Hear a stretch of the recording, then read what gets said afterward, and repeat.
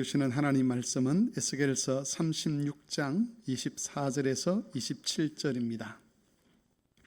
구약성경 1206쪽쯤 되겠습니다. 에스겔서 36장 24절에서 27절까지의 말씀을 제가 봉독을 하도록 하겠습니다.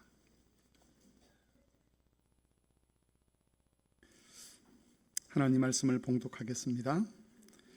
내가 너희를 여러 나라 가운데서 인도하여 내고 여러 민족 가운데서 모아 데리고 고국 땅에 들어가서 맑은 물을 너희에게 뿌려서 너희로 정결하게 하되 곧 너희 모든 더러운 것에서와 모든 우상 숭배에서 너희를 정결하게 할 것이며 또 새 영을 너희 속에 두고 새 마음을 너희에게 주되 너희 육신에서 굳은 마음을 제거하고 부드러운 마음을 줄 것이며 또 내 영을 너희 속에 두어 너희로 내 율례를 행하게 하리니 너희가 내 규례를 지켜 행할지라.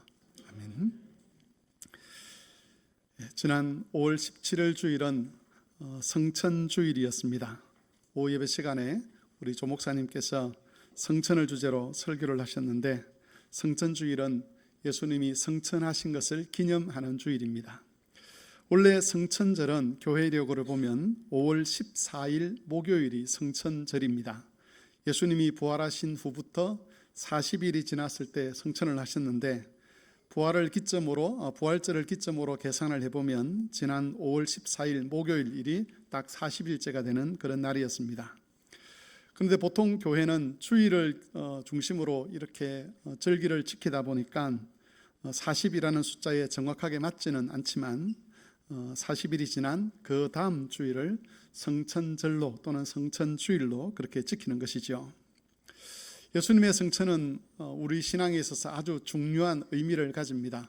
그런데 그 성천도 중요하지만 성천하시면서 예수님께서 주신 약속의 말씀도 역시 중요합니다. 그래서 성천과 또 성천하시면서 주신 그 약속의 말씀이 분리되지 않는 것을 우리가 종종 보게 됩니다. 예수께서 성천하시기 전에 주신 약속에 대해서는 사도행전 1장 8절에 잘 나타나 있습니다. 오직 성령이 너희에게 임하시면 너희가 권능을 받고 예루살렘과 유대와 사마리아와 땅끝까지 이르러 내 증인이 될 것이다 라는 말씀을 하셨습니다. 바로 교회에 성령을 보내어 주시겠다는 약속입니다. 예수님은 이 약속을 교회에 주신 이후에 성천하셔서 하나님 우편에 앉으시며 세상을 다스리고 있습니다. 그런데 교회에 성령을 주시겠다는 이 약속은 예수님의 입에서 처음 나온 약속은 아니었습니다. 이 약속은 종말의 구원을 예언했던 구약의 선지자들의 입에서 반복적으로 나왔던 약속입니다. 그 중에 가장 대표적인 사람이 바로 에스겔 선지자입니다. 설교 본문으로 읽었던 에스겔 36장 26절 27절은 하나님께서 종말의 시대에 교회에 성령을 보내주실 것을 예언하는 가장 대표적인 약속의 말씀입니다. 이 예언의 말씀이 실제로 성취된 것이 바로 사도행전 2장에 기록되어 있는 오순절 성령 강림 사건입니다. 오순절은 예수님의 부활 이후에 50일이 되는 그 시점을 말하는 것인데, 오늘이 바로 예수님이 부활하신 후 50일이 되는 날입니다. 교회는 오순절에 성령께서 교회에 임하신 것을 기념해서 이 날을 성령 강림절로 지키고 있습니다. 오늘은 성령 강림절을 맞이해서 에스겔서 36장 24절에서 27절 말씀을 중심으로 하나님께서 교회에 성령을 보내주시겠다고 하신 이 보배로운 약속의 의미가 무엇인가 하는 것을 살펴보고자 합니다. 에스겔서 36장 전체 내용은 바벨론 포로로 끌려갔던 이스라엘 백성을 다시 가나안 땅으로 돌아가도록 하겠다는 것을 알리는 말씀입니다. 24절을 보시면 하나님께서는 징벌을 받아서 여러 나라에 흩어져 있는 이스라엘 백성을 다시 불러 모으시겠다고 말씀하십니다. 그렇게 불러 모은 백성들을 가나안 땅으로 인도하여서 다시 그들에게 그 땅을 기업으로 주시겠다는 것이 36장 전체에서 나타나고 있는 하나님의 뜻입니다. 이 하나님의 말씀은 나라를 빼앗긴 채 여러 지역에 흩어져 살고 있던 이스라엘 백성들에게는 큰 위로와 소망이 되었던 말씀입니다. 그런데 경건한 백성들에게는 이 하나님의 약속에도 불구하고 깊은 회의감 같은 것이 그들의 마음속에 있었습니다. 그것은 과연 이스라엘 백성들이 가나안 땅으로 다시 돌아간다고 해서 온전한 하나님의 백성으로 회복될 수 있겠는가라고 하는 그런 의문이었습니다. 이스라엘 백성들은 하나님으로부터 가나안 땅을 기업으로 받았습니다. 애굽에서 구원을 얻어서 가나안 땅을 차지를 했는데, 그 애굽으로부터 구원을 받아서 가나안 땅을 차지한 이후에 바벨론 포로로 끌려가기까지의 기간이 거의 900년 가까이 됩니다. 어떤 학자들은 한 700년쯤 된다 그러기도 하고, 어떤 학자들은 900년쯤 된다라고 그렇게 이야기를 하는데, 개인적으로 제가 보았을 때는 한 900년쯤 되는 것 같습니다. 긴 시간이지요. 그런데 그 긴 시간 동안 이스라엘 백성들이 하나님께 신실했던 적이 별로 없었습니다. 하나님께서 이스라엘을 하나님의 백성으로 선택하시고 그들에게 많은 은혜를 주셨습니다. 하나님의 백성으로 살아갈 수 있도록 모든 장치들을 마련하셨습니다. 율법을 주셨고, 성전을 주셨고, 또 경건한 왕들을 주셨고, 경건한 선지자들을 보내어 주셨습니다. 그럼에도 불구하고, 그런 은혜에도 불구하고 이스라엘이 하나님 백성답게 살았던 적이 별로 없었다는 것이죠. 그들은 늘 우상 숭배 유혹에 넘어졌고, 하나님께 주신 율법을 어겼고, 하나님과 동행하기보다는 타락한 이방인들의 삶을 자신들의 삶의 기준으로 삼으려고 했습니다. 이스라엘이 바벨론의 포로로 끌려가게 된 것도 바로 그런 변하지 않는 그들의 죄악 때문이었습니다. 경건한 사람들이 가지고 있었던 의문은 이것이지요.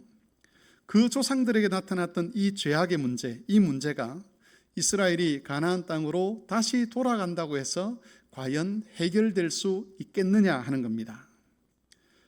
이 땅에 살던 이스라엘을 지리적으로 가나안 땅으로 옮긴다고 해서 그것 자체가 이스라엘을 거룩하게 만들지 못한다는 것을 그들은 너무나 잘 알고 있었습니다. 그렇기 때문에 단순히 가나안 땅으로 돌아간다는 것만 그것 자체만 가지고는 그것이 하나님의 은혜다라고 그렇게 쉽게 말하기가 어려웠던 것이죠. 사람들이 착각하는 것 중에 하나는 환경이 바뀌면 사람이 달라질 수 있다라고 여기는 겁니다. 특별히 현대의 철학이나 심리학이나 사상에서는 사람의 모든 문제들의 근본 원인이 사람 밖에 있다고 주장을 합니다. 다시 말하면 환경의 문제라는 것이죠. 어떤 사람의 인격이 잘못되었다면 그 인격이 잘못되는 데 있어서 결정적인 역할을 한 것은 환경의 문제라고 생각을 하는 겁니다. 그래서 몸과 마음이 건강한 사람으로 키우려고 하면 좋은 환경을 만들어 줘야 된다라고 그렇게 늘 생각을 하고 있습니다. 그러면서 환경이 만들어 놓은 잘못된 마음을 치료하는 것은 이 사람 안에 있는 것이라고 봅니다. 자기 마음을 잘 다스리면 환경 때문에 생긴 문제들, 그 문제들이 치료가 되고 건강한 인간으로 또 성숙한 인간으로 자랄 수 있다라고 보는 것이죠. 정리를 하면 모든 문제는 사람 바깥에 있는 것이고 그 문제를 해결하는 힘이나 대책은 사람 안에 있다라고 보는 겁니다. 이런 주장은 한편으로는 일리가 있는 것처럼 보입니다. 환경을 바꾸는 것은 어느 정도 사람의 인격과 삶에 영향을 미치는 것이 사실이죠. 하지만 그 영향이라고 하는 것은 사람의 근본을 바꾸는 데까지 나아가지는 못합니다. 성경은 이런 것과는 정반대의 주장을 우리에게 가르칩니다. 성경이 가르치는 것은 문제가 되는 것은 사람 안에 있고 그것에 대한 해결책은 사람 바깥에서 와야 한다는 겁니다. 사람의 삶에서 문제가 일어나는 근본적인 원인은 사람이 죄인이기 때문입니다. 내 마음에 상처가 생기는 것, 내 인격이 온전하지 못한 것, 삶에서 일어나는 여러 가지 갈등과 문제들, 이런 모든 문제의 원인은 내가 죄인이고 내가 실질적으로 악을 행하기 때문에 생기는 것이라고 성경은 가르칩니다. 그리고 그것을 해결할 수 있는 힘은 내 안에 있지 않습니다. 나와 나의 죄악 때문에 생긴 문제를 해결하기 위해서는 내 밖에서 누군가가 해결할 수 있는 방법을 제시해 주거나 실제로 그것을 직접 해결해 주어야 된다라고 성경은 가르칩니다. 이것이 성경이 가르치는 구원의 핵심입니다.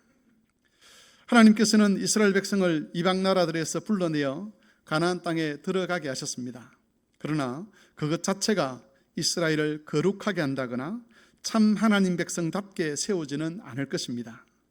바벨론 땅에서 우상을 숨기고 죄악된 욕망을 따라 살아가던 사람들이 가나안 땅으로 옮겨진다고 해서 거기서 갑자기 하나님을 잘 섬기고 하나님을 영화롭게 하는 그런 삶을 살지는 않는다는 겁니다.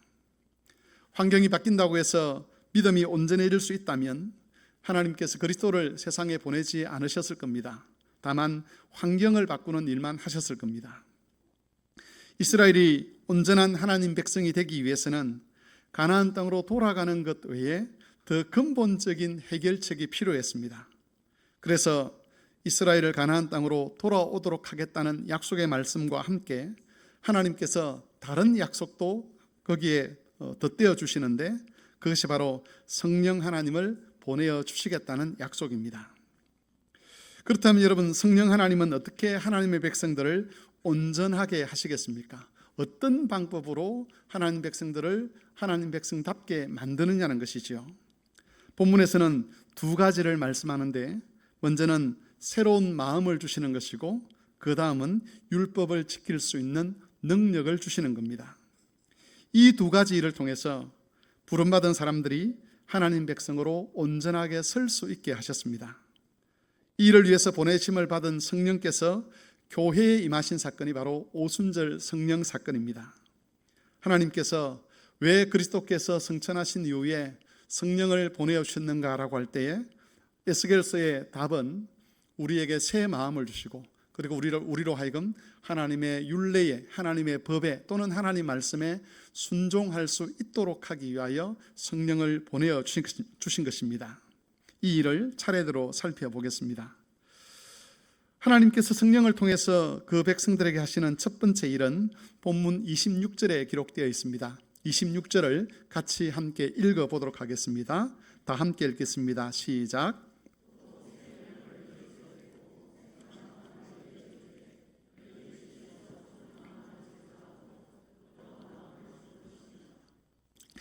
네, 성령이 오셔서 하시는 일은 우리에게서 굳은 마음을 제거하고 부드러운 마음을 주시는 겁니다.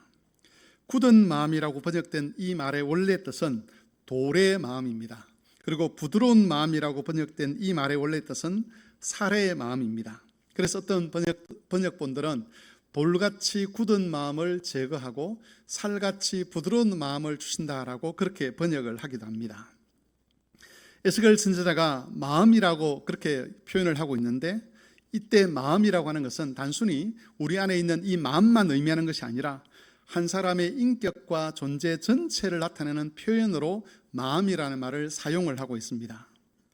돌의 마음을 없애고 살의 마음을 주신다는 것은 그 인격과 존재가 완전히 새로운 사람이 되게 하신다는 그런 뜻으로 해석을 할 수가 있습니다.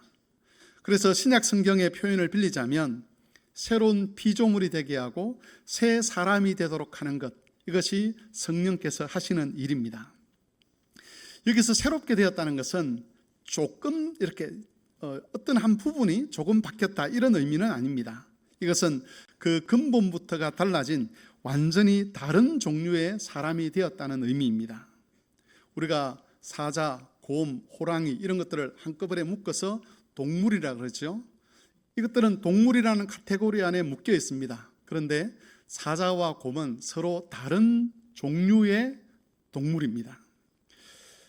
그것처럼 우리는 새 사람이 되었는데 사람이긴 하지만 기존에 있는 사람들과는 전혀 다른 종류의 사람이 되었다는 그런 의미에서 에스겔 선지자는 하나님께서 성령을 통해 우리에게 새 마음을 주신다라고 그렇게 표현을 하는 겁니다.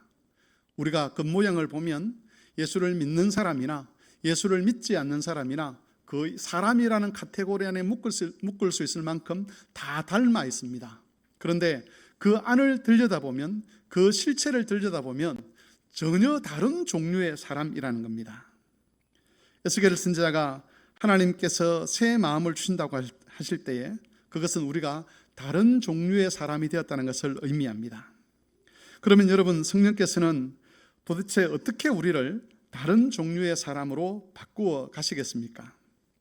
이 개념은 성령께서 우리를 어떻게 새로운 사람으로 만드시는가를 보면 조금 더 잘 알 수가 있습니다. 성령께서 우리를 새로운 사람으로 만드신다고 할 때 그것은 우리 안에서 무엇인가를 바꾸고 고쳐서 새로운 사람으로 만드는 것은 아닙니다. 우리에게 뭔가 한 부분이 고장이 나서 그 고장난 부분을 고치면 새 사람이 된다, 이런 의미가 아니라는 것이죠. 성령께서 우리를 새로운 사람이 되도록 하기 위해서 하시는 것은 우리를 그리스도에게 연합하게 하는 겁니다. 다시 말해서 그리스도의 몸이 되도록 하는 겁니다.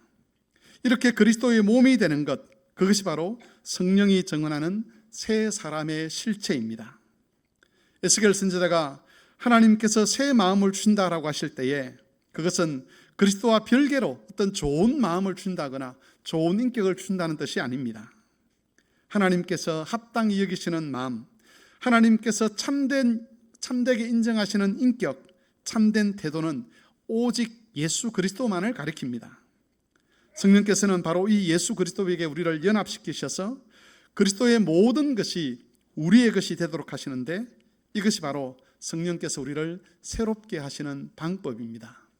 우리를 원래 그 모습대로 내버려 둔 채로 그 안에서 무엇인가 한두 가지를 바꾸어서 새롭게 되었다라고 말씀하시는 것이 아니라 우리 존재 자체를 아예 그리스도에게 접붙여서 그리스도의 몸의 일부가 되게 하심으로 우리를 전혀 다른 종류의 사람이 되게 하시는 겁니다.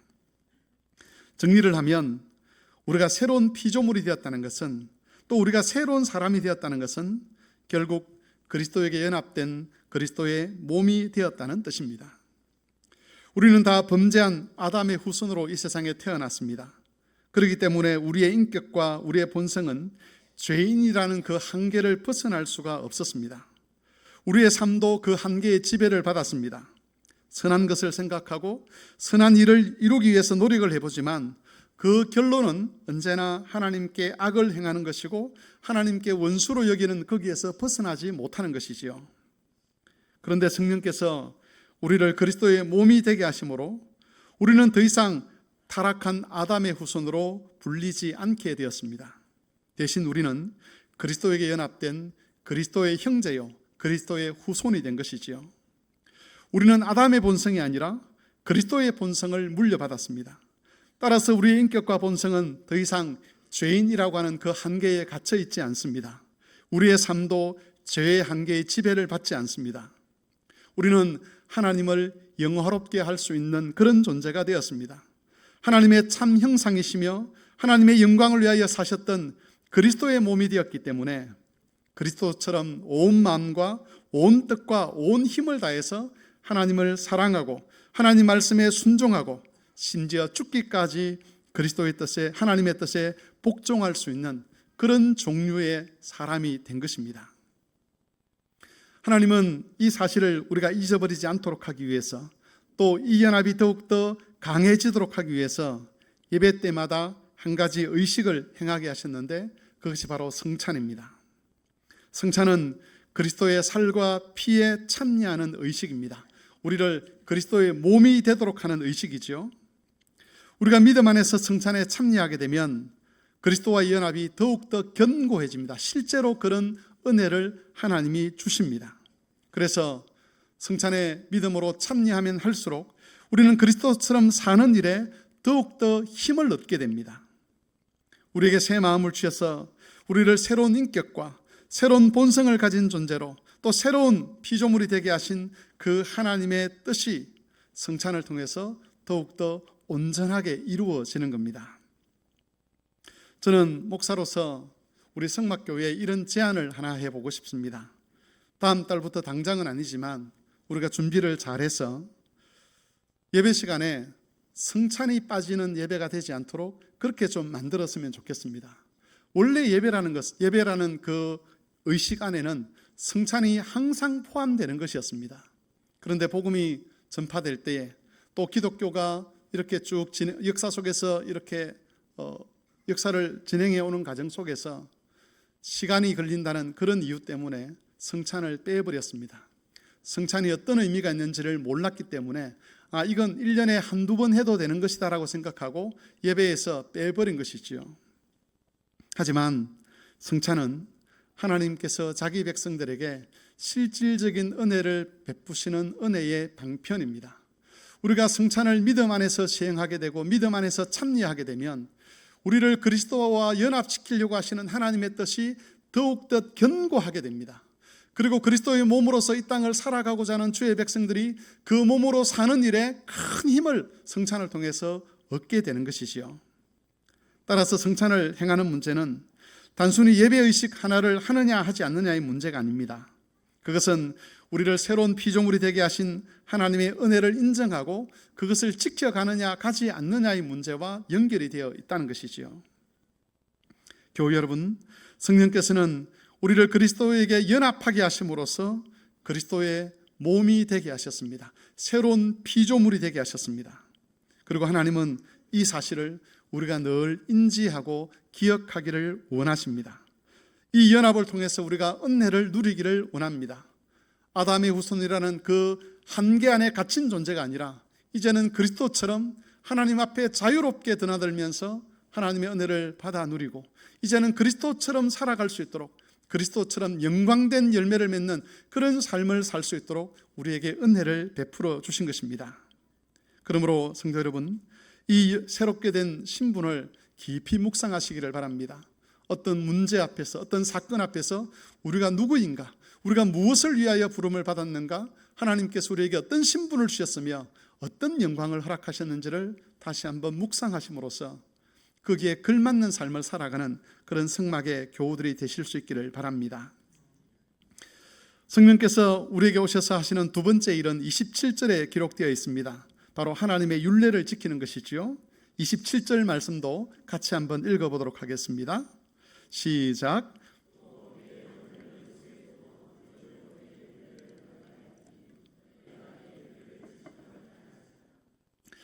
오순절에 교회에 임하신 성령께서 하시는 두 번째 일은 모든 성도들이 하나님의 법, 하나님의 계명을 지키게 하는 겁니다. 사람이 하나님의 법과 계명을 지키지 못하는 몇 가지 이유가 있는데 가장 기본적인 이유는 하나님의 율법이 타락한 우리의 인간의 본성과 맞지 않기 때문입니다. 본성이 맞지 않다는 것은 그것에 대한 의지가 없다는 말과도 같은 뜻입니다. 어떤 사람을 막론하고 하나님의 율법을 지켜보아야 되겠다라는 그런 생각을 가지고 있는 사람은 없습니다. 하나님의 법을 지킬 의지 자체가 없기 때문에 율법을 지키지 못하는 것이지요. 두 번째는 하나님의 법을 지킬 능력이 없기 때문입니다.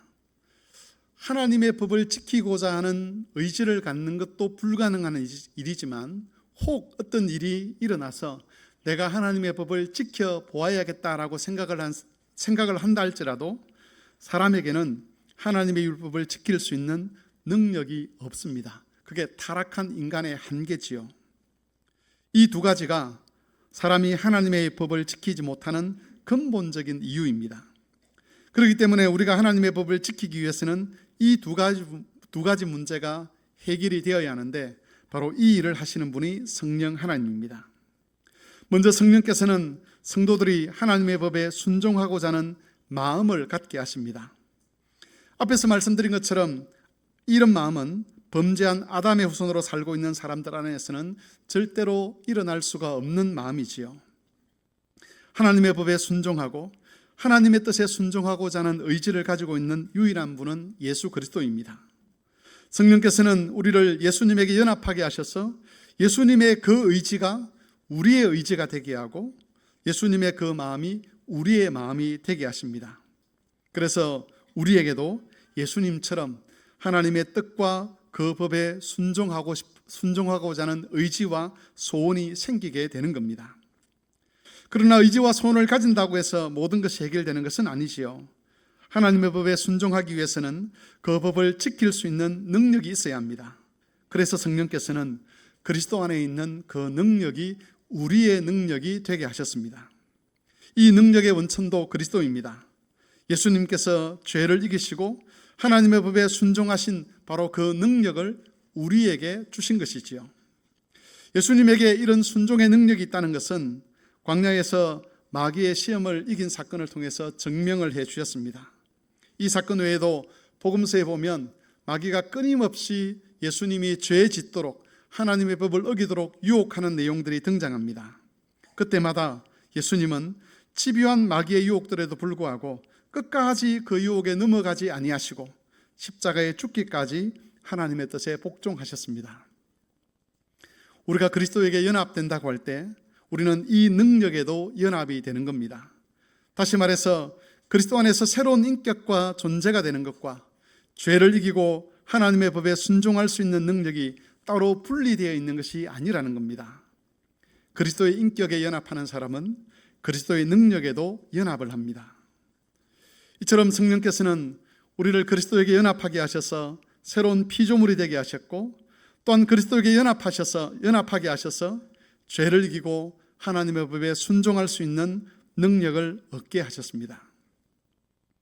그리스도의 삶과 불신자들의 삶이 서로 다른 원인이 바로 여기에 있습니다.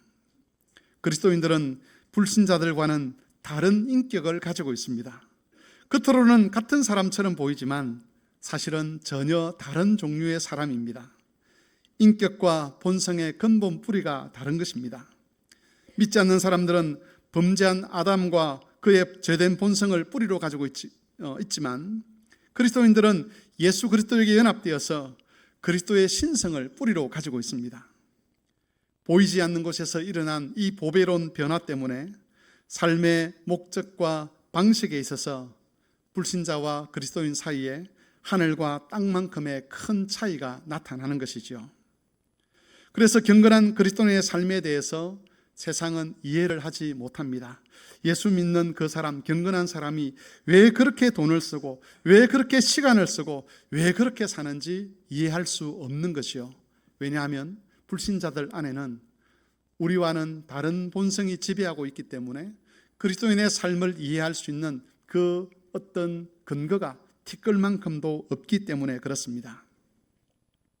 지난주 주일 오후 예배 때 저는 제가 어릴 때 다녔던 교회의 직분자 은퇴식과 임직식에 다녀왔습니다.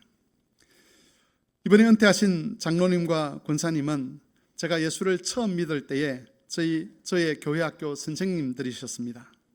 저는 그분들의 사랑과 섬김 속에서 믿음을 배웠습니다. 제가 학교를 졸업하고 교회를 떠난 이후에도 그분들은 지금까지 교회를 위해서 봉사하고 헌신하셨습니다. 교회가 재정적으로 어려울 때는 가정 형편이 어려움에도 불구하고 힘에 지나도록 헌금을 하면서 교회를 지켜내셨습니다. 성김이 필요한 사람들을 위해서 온 힘과 뜻을 다해서 자신들에게 맡겨진 그 일을 감당하셨습니다. 교회 생활만 그렇게 하신 것이 아니었습니다. 주변에 그분들을 욕하거나 싫어하는 분들이 없을 만큼 믿지 않는 사람들에게도 사랑과 호의를 베푸셨습니다. 불의한 일에 대해서는 절대 타협하지 않으시고 손해를 보더라도 하나님의 뜻에 순종하기 위해서 힘쓰셨습니다. 세상적으로 성공할 수 있는 길들이 여러 번 있었지만 거기에 눈 돌리지 아니하시고 묵묵히 그리스도인의 책임과 의무를 다하기 위해서 십자가의 길을 선택하셨습니다. 복음을 먼저 받은 자로서 세상에서 그리스도의 향기가 되기 위해서 사회에 봉사하는 자로 또한 사셨습니다. 성도 여러분, 그분들이 왜 그렇게 사셨겠습니까? 살아가다 보면 어떤 인간적인 이기심이 발동될 때도 있고 미래에 대한 두려움 때문에 하나님께 대한 봉사와 수고를 잠시 내려놓고 싶은 그런 때도 있지 않습니까? 지금 내가 사는 것이 바쁜데 어떻게 하나님의 뜻을 먼저 생각할 수 있느냐라고 그렇게 여겨질 때도 종종 있을 것입니다. 그런 많은 순간들을 지내오시면서도 끝까지 하나님 안에서 신실한 그리스도인으로, 경건한 그리스도인으로 그분들이 사셨던 이유는 바로 예수 그리스도 때문입니다. 성령께서 그분들을 그리스도에게 연합시키셔서 그리스도와 같은 의지와 소원을 갖게 하셨고 그 소원을 따라 살아갈 수 있는 그리스도의 능력을 그들에게 주셨기 때문에 그들이 하나님 앞에서, 사람 앞에서, 심지어 믿지 않는 사람 앞에서 인정받는 삶을 살 수가 있었던 겁니다. 성도 여러분, 우리도 그렇게 그리스도의 소원을 가지고 그리스도의 능력으로 새 사람의 삶을 살아야 할 것입니다. 물론 아직 우리가 종말의 시대를 살고 있기 때문에 옛사람의 영향에서 완전히 벗어날 수는 없습니다.